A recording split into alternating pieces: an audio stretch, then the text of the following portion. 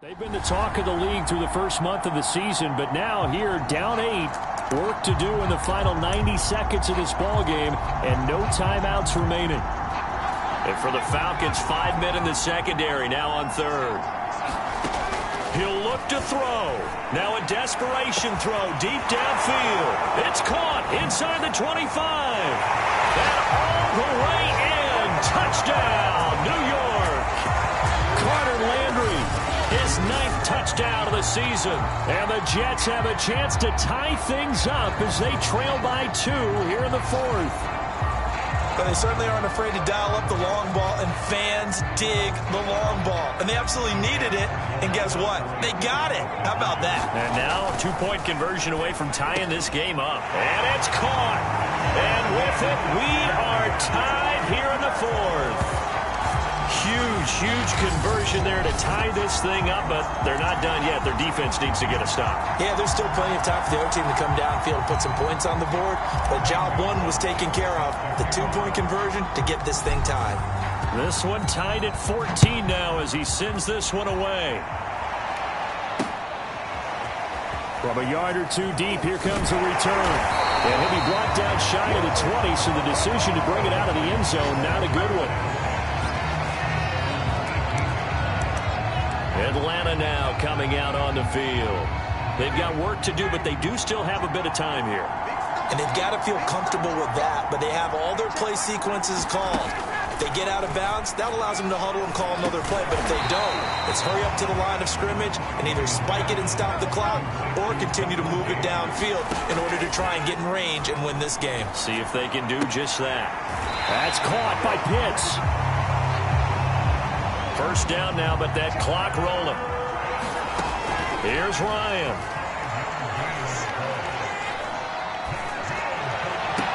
Able to hook up here with Ridley. And past the 40 before he's out of bounds.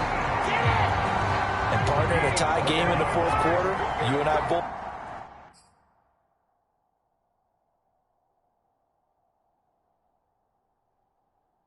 know in the NFL, that's when you lean on your stars, and he came through with a nice catch right there. And that's complete to Davis. And they get to him after a gain of 6 to the 46. The Falcons going to use the second of their timeouts as they'll stop him with a little over 30 ticks to go in the football game. Ryan to throw. Ryan hit, and he lost the football. But fortunately, nowhere to go here. He lost the football, and the Jets have recovered.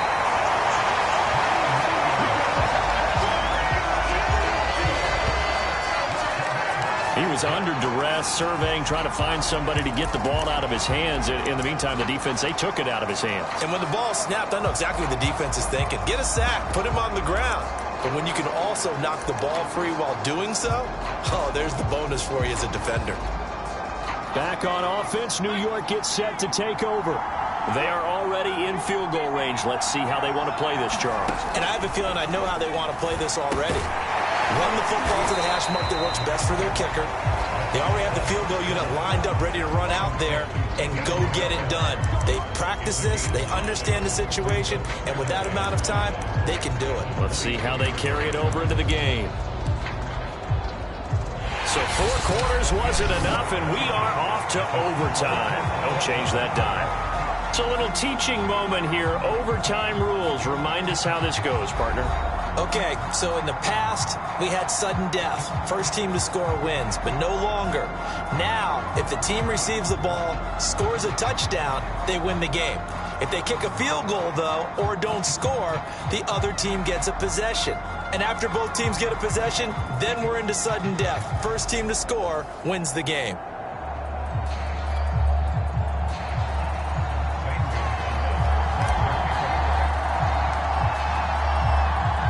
So we're right back where we started, all even as the kick's away. From a couple yards deep, he'll bring it out of the end zone. And he's able to get this across the 20, but not by much as he's marked down officially at the 21. Atlanta regains possession of the football. They control their own destiny here. They have the football in overtime. Obviously, a touchdown would win it. And I think teams around the league are still adjusting to the idea of going downfield, scoring a touchdown wins the game, because they were used to just going downfield and trying to get in field goal range to win a game. Still having to make that transition. Let's face it now, the ones who are doing it best know they need to go down, attack, put the ball in the end zone, and not leave it up to a field goal and give the other team a chance. As we said, they control their own destiny now. They go back to that well. He's had a great game. Defensively, they haven't been able to stop him. Same thing here in overtime. And sometimes that goes to the play caller's ego, because a lot of times you have so many different plays you want to call, but when you spot a matchup that's working for you or a player that has the hot hand, keep giving it to him. That tells me you're mature as a play caller, and it's working for them in overtime. And to the 42-yard line here and brought down there. 91 yards rushing for him now as he was just trying to will his guys to an overtime victory. A good gain on first has him set up with second and just a couple of inches now from the 29. They go play action with Ryan. Complete. Smith has it. And that's going to be another first down as the tackle made at the Jets' 44-yard line. So he hooked up with a veteran there, and in overtime, that's not a bad idea. Go with the age and the experience. Yeah, because sometimes the young guys, they give you the fresh legs and give you all that bounce. But in this type of a situation, sometimes those legs slow down a little bit as the enormity of the moment overwhelms them. The veteran guys, they tend to come through. Blitz coming, and down he goes. They dial up the corner blitz that time, and it delivers to the tune of a 9-yard loss. Back quite a ways here, facing 2nd and 19. Another try after the first down sack. Ryan. And that'll fall incomplete. He was hit just as he let that go. And now it's 3rd down. An incomplete pass on that last play, and that means they'll need to come up with something here on 3rd down. He'll be taken down. The Jets get in there for the sack. C.J. Mosley, the linebacker, making sure his presence is felt. 3rd and long, defense with no fear. They brought the pressure. Zero fear at all. That means they feel really good about the guys who are going to cover. But the biggest one is they think their pressure will get there before he has a chance to find an open receiver. The New York set to take the field.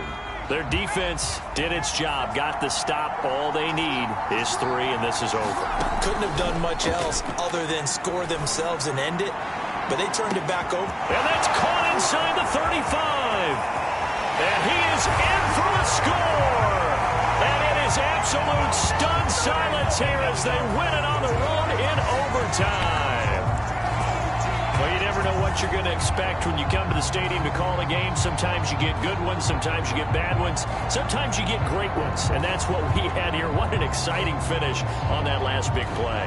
And I think that as we look at it, when you're talking about a great finish, which went along with a game that obviously was dramatic because we did get into overtime, what type of play calls do you have left? What have you not shown? Or what have you made an adjustment to what you've worked out all the way through that's going to give you the play we saw?